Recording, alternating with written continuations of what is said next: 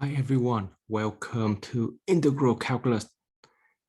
Today we explore lesson 9.1, modeling with differential equation.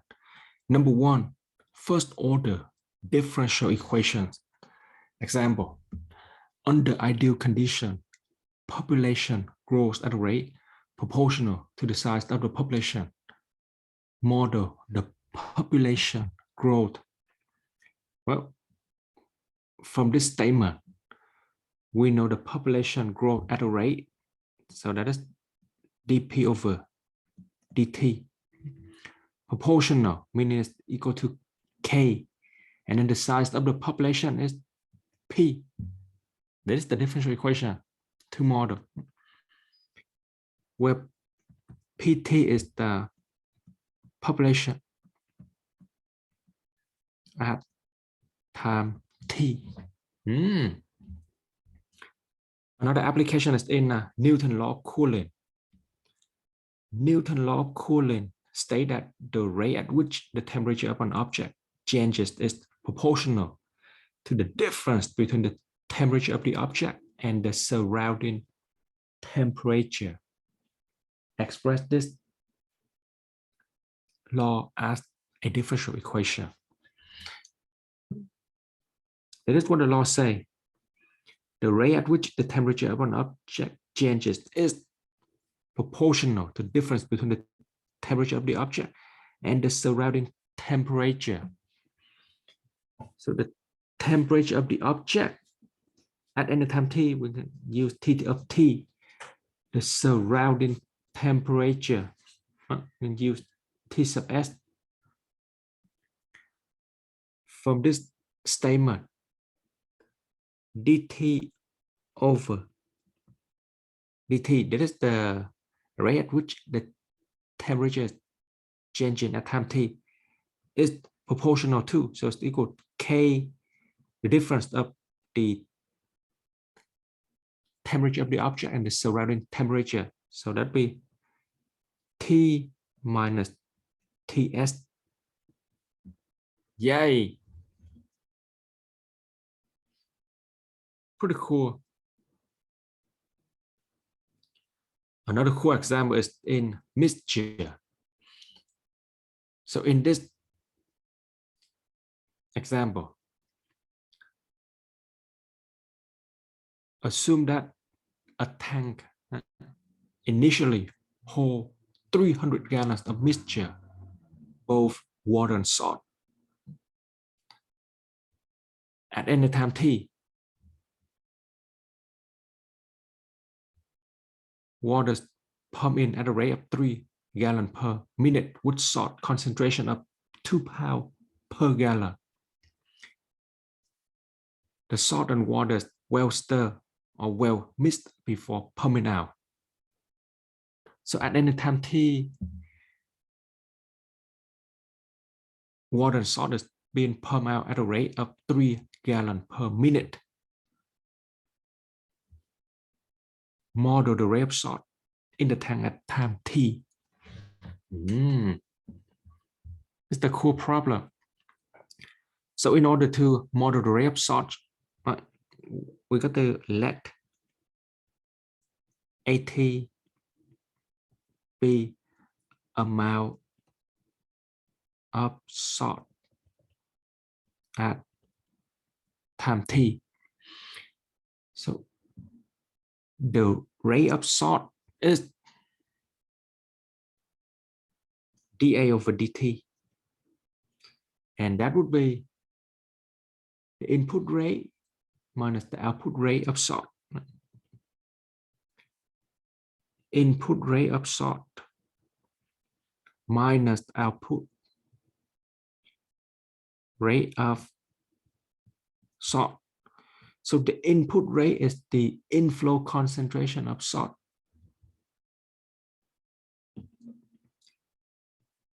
Inflow concentration of salt multiplied to the input rate minus, well, the output rate of salt is the outflow concentration of salt multiplied to the output rate. Yeah. Okay, so inflow concentration of salt is 2 pounds per gallon. Input rate is 3 gallons per minute. Right? So the unit cancel out, which is good, right? 2 pounds per minute. That look good. Similarly, the outflow concentration of salt. Well, the amount of salt in the tank at any time t is 80. So that would be 80 over the total amount, 300. So this would be amount of salt is pound 300 gallon. The outflow rate is 3 gallon per minute, and the unit cancels out nicely. So from here we have a nice differential equation. dA over dt equal to 6 minus 80 over 100.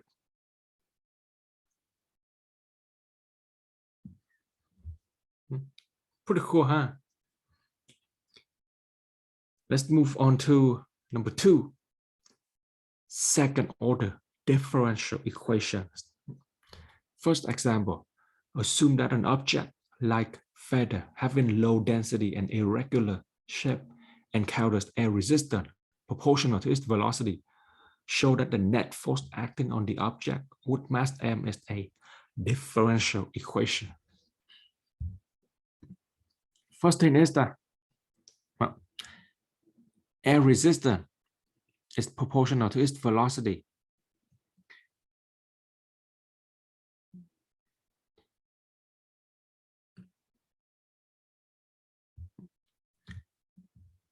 Proportional to velocity is the kVt, where Vt is velocity at time t.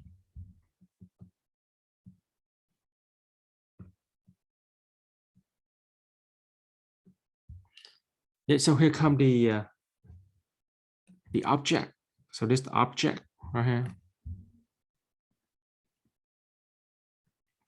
It is falling down, and the gravity is pulling it down. So downward is mg, and then it encounter air resistance. So upward is resistance,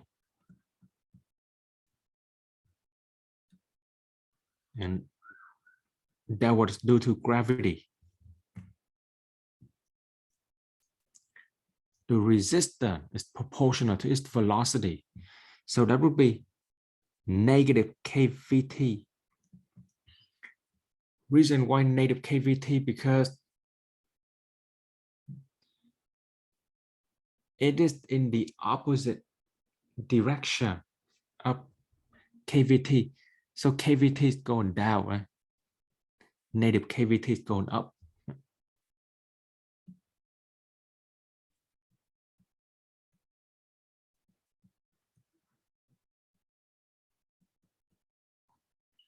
Okay. So from here, we know that the net force is mg plus minus kVt. The net force here is, well, force is mass time acceleration. So that's ma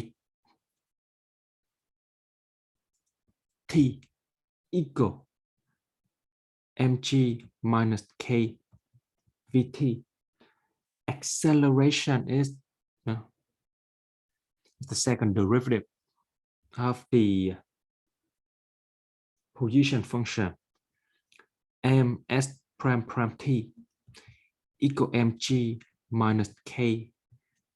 Velocity is the first derivative of the position function.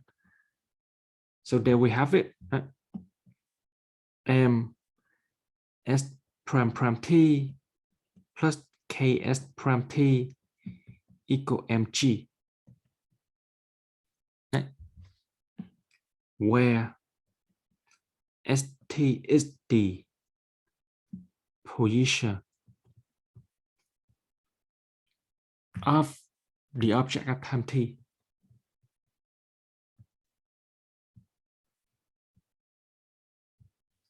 Example, suppose that a flexible spring of length L is suspended vertically from a rigid support. A mass M is attached to its free end. Hooke discovered that the spring exerts a restoring force F opposite to the direction of its elongation, the amount of stretch, and proportional to the amount of elongation as model the motion of the spring using differential equation. So if we look at the picture here, when it is unstretched, it has a length L, attach a mass, and we get a little elongation S. So at the equilibrium position, the force that is pulling the mass down is mg, and the restoring force is the opposite force, that is negative ks, where k is a positive constant. And then when we pull the mass down, we have a distance x. When we release it, the mass is going to move up and down, and xt will describe the motion of the spring. That we x of t at time t. Okay, so how do we model the motion of the spring? To model the motion of the spring,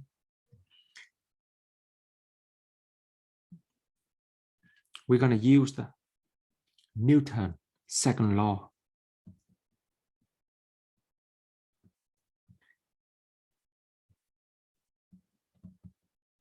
Of motion. And they say that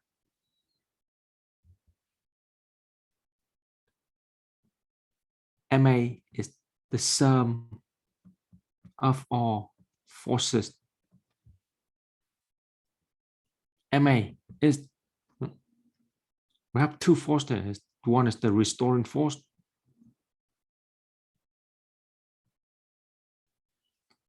Another one is the weight. M, A is the acceleration. So that is the x prime prime t. Restoring force is negative k multiplied to xt plus s, because this distance right here is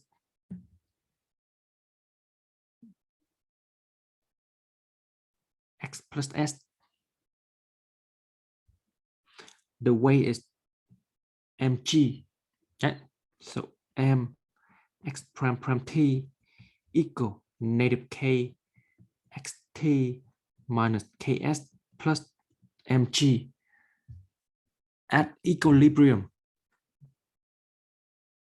mg has to equal to ks.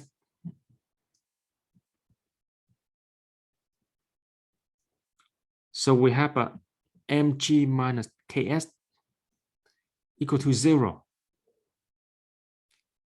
And this gives us mx prime prime t equal negative k xt.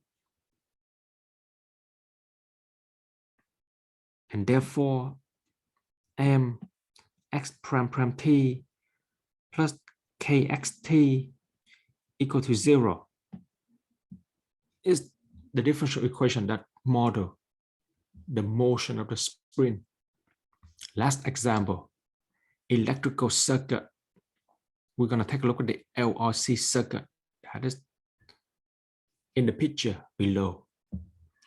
L is the inductor, unit is in Henry, and the voltage drop is L di over dt. R is the resistor, unit in ohm, voltage drop IR. C is the capacitor, unit in farad, voltage drop 1 over C times Q. I of T is the current in the circuit. Q of T is the charge on a capacitor. IT is Q prime T. That is the relation in the electrical circuit.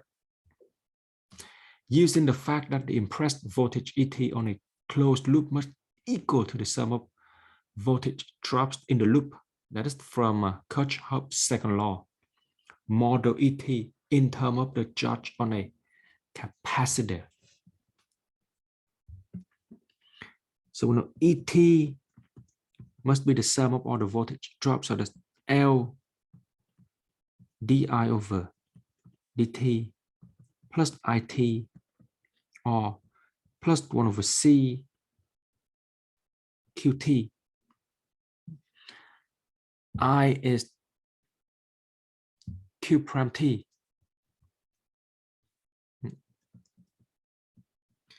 This means that di over dt is